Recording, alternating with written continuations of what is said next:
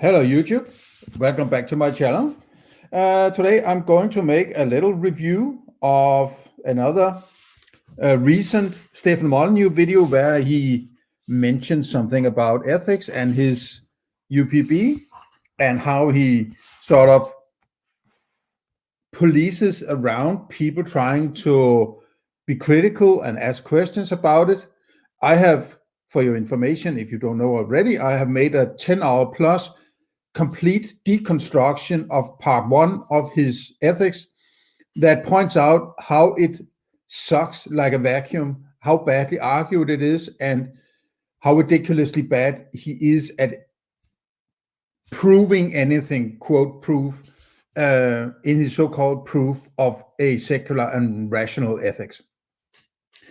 And please search that out. There are 12 or 13 parts in a series called Deconstructing UPB, and it's not more than 1 or 2 months old. So please go. And I also have a couple of videos explaining my experience being a part of this behind the curtain free domain so-called forum on Discord, and how things are run behind the curtains, which is where all the sort of idiots are let loose on anyone with a critical sense of critical approach to UPB are attacked and thrown to the wolves, so to say, to destroy any attempt at criticizing his UPB. So there are many reasons why you shouldn't trust this ethics. I'm not saying that it's necessarily directly dangerous to follow, but claiming that this is what he has claimed, the holy grail of philosophy, is so ridiculous that it needs to be sort of pulled down, taken down, whatever term you can put on it, right? And I've set that goal for my, not for my life, but every time he tries to sort of push his ethics agenda and use the UPB as the argument, well, I'm going to sort of quote him and criticize his way of arguing and so on. And I mean, it's if you're in a company and something is not quite right, if it's a decent company, it's just a matter of, the next team meeting you're going to, well, this thing is not running, as perfect as it could. And somebody is going to say, well, then we're going to adjust this and adjust that and check back the next meeting. Is everything going all right? And then this small detail is adjusted and we keep on going business as usual. Now, in a bad company, there are lots of things that are bad or incorrect or running weirdly and so on. And then it's not just a matter of adjusting a little detail here or there, but it's ingrained, it's built into the whole way things are run in this bad business or this bad company, that to change it, you need to be, sort of maybe the CEO or someone high up in the leadership structure to make any kind of changes, that because it's so ingrained in the system of this company that changing it's not about small adjustments, it's the whole policy, is how everything is run that is the problem.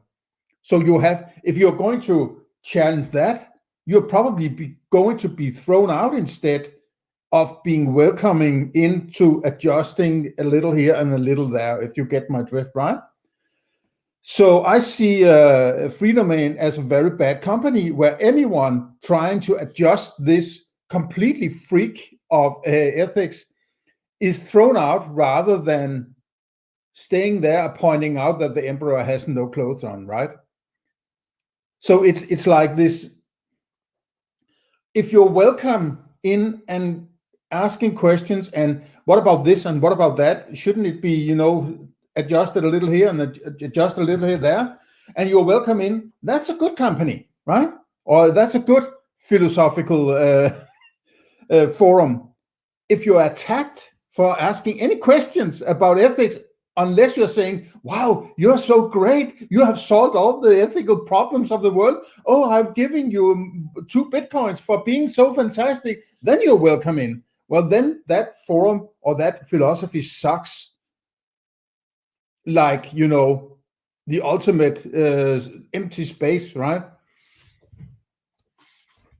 So what he's trying to do is destroying any capacity of those who are behind the curtains in his, I'm fiddling with this, I shouldn't be doing that, excuse me, with anyone trying to figure out, just like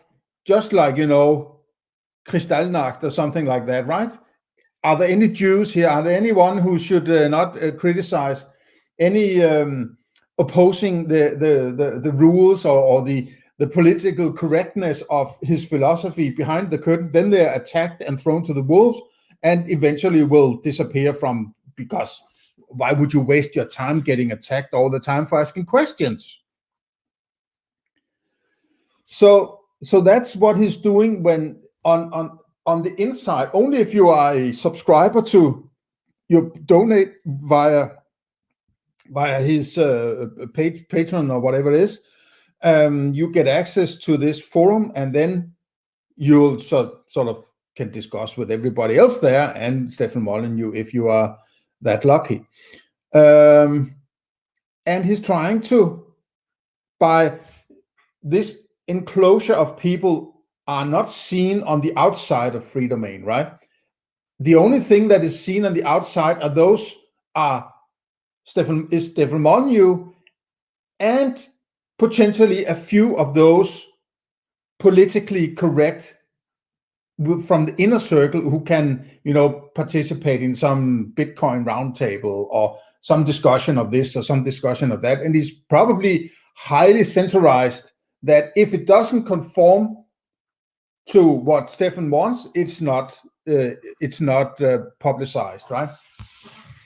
So I'm sort of basing my judgment here on my own experience being a part of that for a very short while, though. But nevertheless, it is an experience about how things are run behind the curtains. And this is an example of, go get the bastards and kill them, right?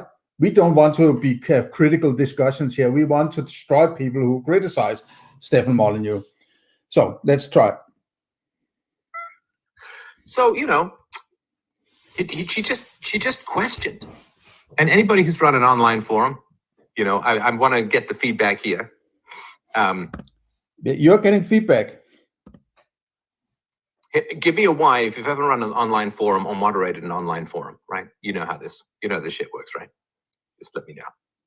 So you know how it works. What happens is some troll comes along and starts throwing shade and being problems and causing issues and causing issues. Yes, it's not about, asking questions, and people are just vindictive. I want to get you. They are edgelords, or they want to just take you down. It's their only purpose in life, to take you down. They don't have any philosophical rigid questions or anything, or any questions about UPB that might be relevant. No, they're brushed aside as, they are sort of demonized, right? That's the underlying, sophist trick he uses. It is to label people in this sort of Christian fashion where there's the good people and the evil people, right? Like when I was a forum manager back in the day, yeah, you guys are tech savvy, right? Right? Oh yeah, we know. We are so tech savvy, right? Yeah. Appeal to our vanity. Yeah, that's how you get people to appeal to the vanity of people. You're so tech savvy. You're on my forum. You're tech savvy, right? Yeah. So what would happen is some troll would come along and ask the most ridiculous. How do you know it's a troll? It's just like, well, you're a troll. How did you know? No, you're just labeling them. You are conflating criticism with trolling. Every time somebody is criticizing, it's the same as trolling, right? If they have a sort of trolly behavior or critical behavior, it's because they want to troll. It's not because there's something wrong with UPB or anything. No. It's so perfect. It's the holy grail. No revisions have been necessary to this pile of shit, philosophy, ethics, for 15 years. No, not a single comma has been changed. Any word has been changed in 15 years. It must be so freaking damn perfect that nobody can criticize it, right? So, complicated questions about my theory of ethics universally preferable. Oh, complicated questions. We don't want that. No. We don't want complicated questions here because that's too difficult. Behavior. Things which would give me pause and is very much on the outlier are. The outlier. Okay, so you're an outlier. That's those freaky ones that are not normal. They are outside the bell curve or something. They're out there asking these weird questions about my ethics. How dare they? of things and all that. And then people would try and answer, and you'd find objections and find problems and all that kind of stuff. Yeah, of course. Isn't that a Socratic dialogue? You're a Socrates fan, or at least that's what you claim, right? But you don't like Socratic dialogue when it comes around to be asking about your ethics.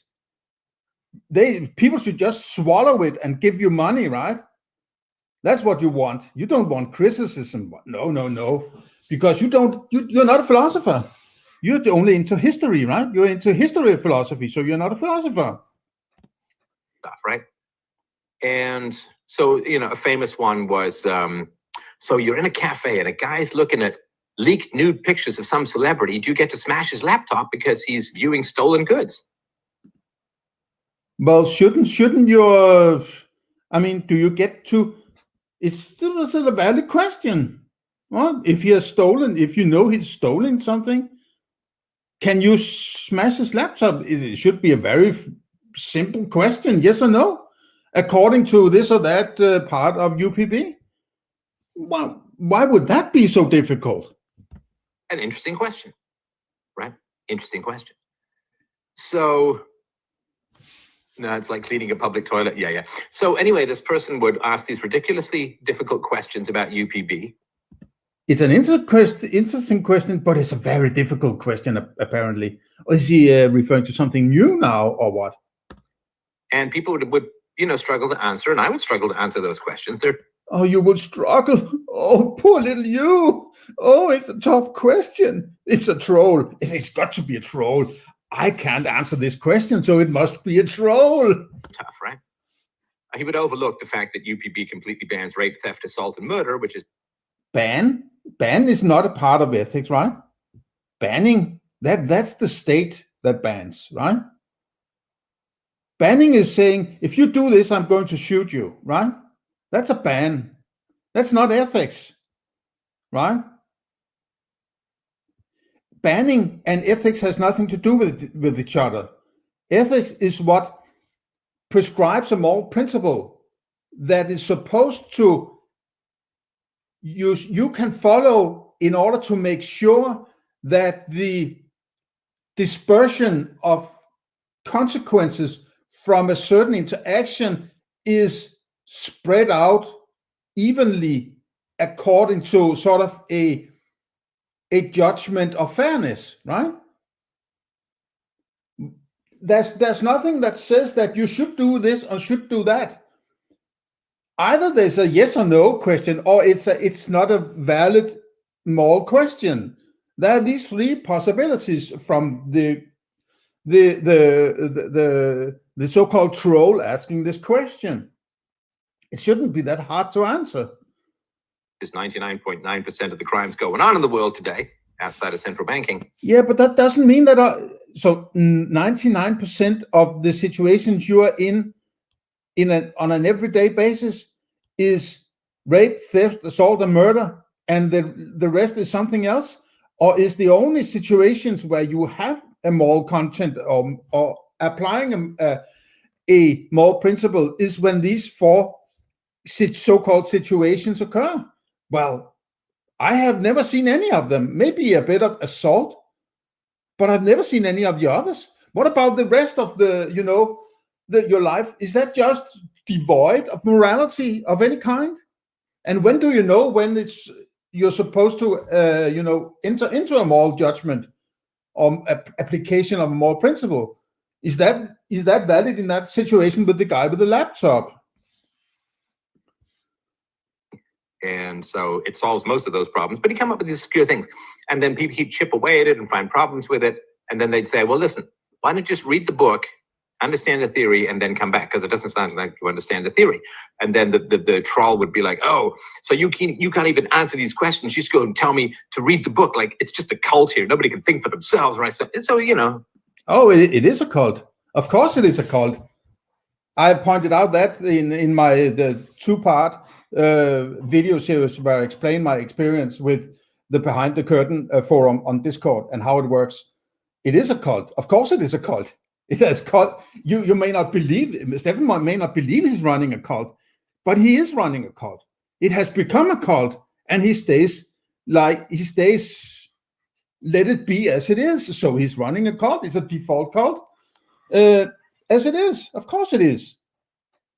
I mean, he sits on all the money. And he decides like a dictator what this money should be used for. And nobody knows how much he has. And nobody knows how much money is spent on what. And it's clearly that only his opinions about how things should be run is how things are run. Unless there's a small sandbox where people can, fiddle around and pretend that they have, influence on how things are run. But as soon as they reach the fence of this little area that they are free in, he's going to kill them, sort of metaphorically, or throw them out and call them trolls. And just like this guy asking question about UPB. I mean, it's the most important thing you can spend your time on, and he's more interested in making sure that he gets rid of people rather than trying to establish a functional ethics.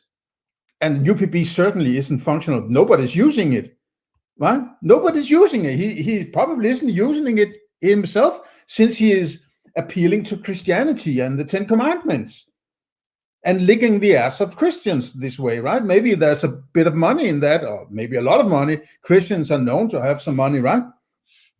So he's making money out of it. And he just has to have some on the shelf and say, okay, on this shelf, I have something called ethics or my ethics. So I have done my ethics. And if you criticize, there's something wrong with you, right?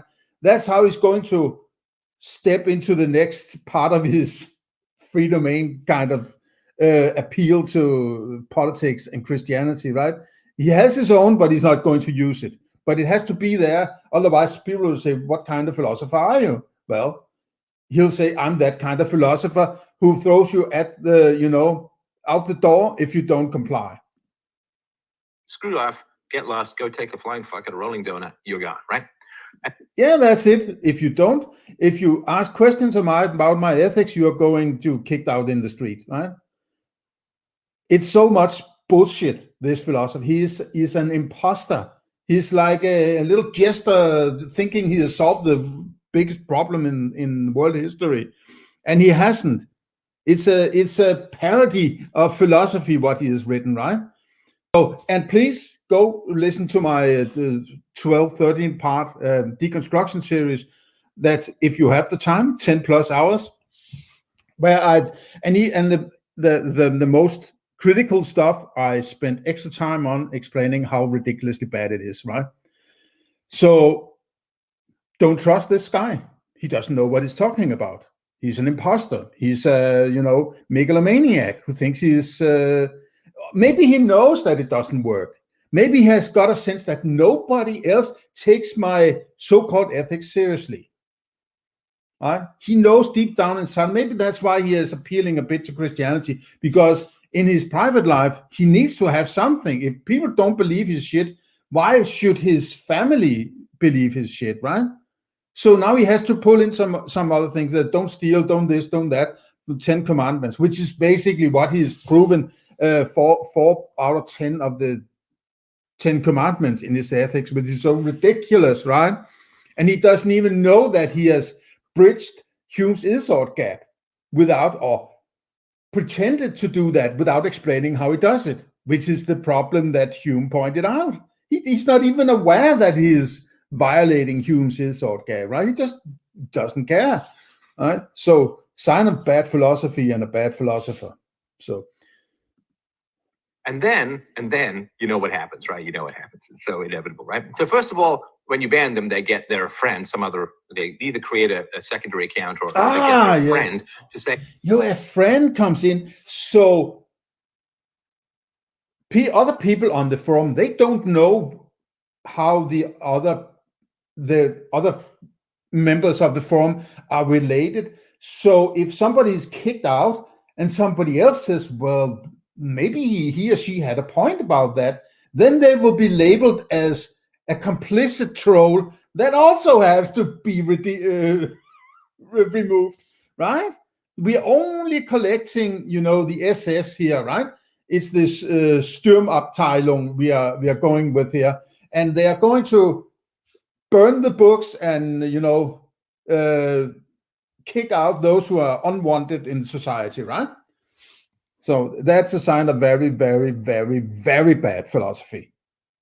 Say, hey, what happened to so-and-so? I really liked his questions. I thought he had very interesting objections. Whatever happened to that guy? He was great, right? And then eventually... maybe I might even have left a few people wondering, maybe he can actually use his brain and is not a stupid nihilist wannabe philosopher who's going to attack Steph in a big chatty forehead who knows everything about philosophy. Maybe he actually had a point. But he will never know that because he manages to kick them out before anyone can ask any serious questions, right?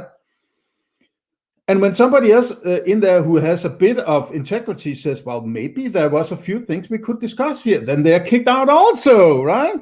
Sure. And that is what he's trying to embed in people's or those behind the curtains thinking that these are trolls, we need to get rid of them, and if anybody else is agreeing with them, we kick them out also, right?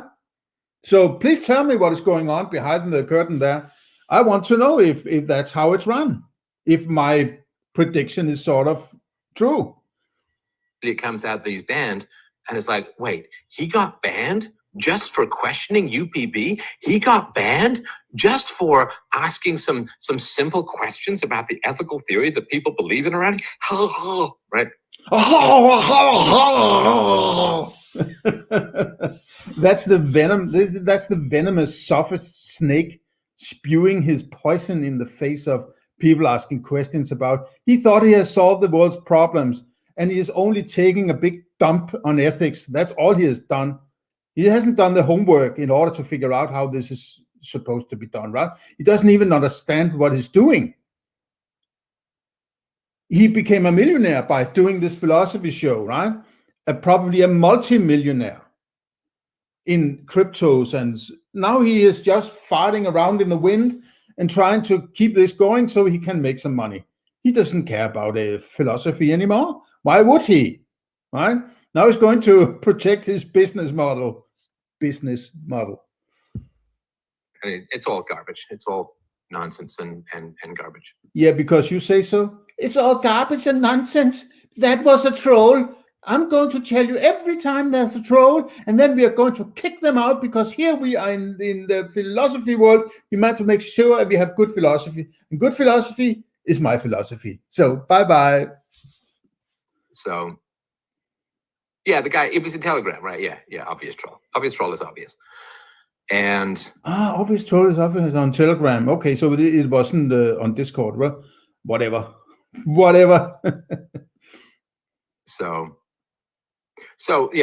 when you've got an article like this, right? And the article says, his wife... Okay, that's it. So that's my comment about this pretender of a philosopher, Stefan Molyneux. I'm going to be on his heels every time he mentions anything about ethics or anything that is interesting and related to this. So see you next time. Bye-bye.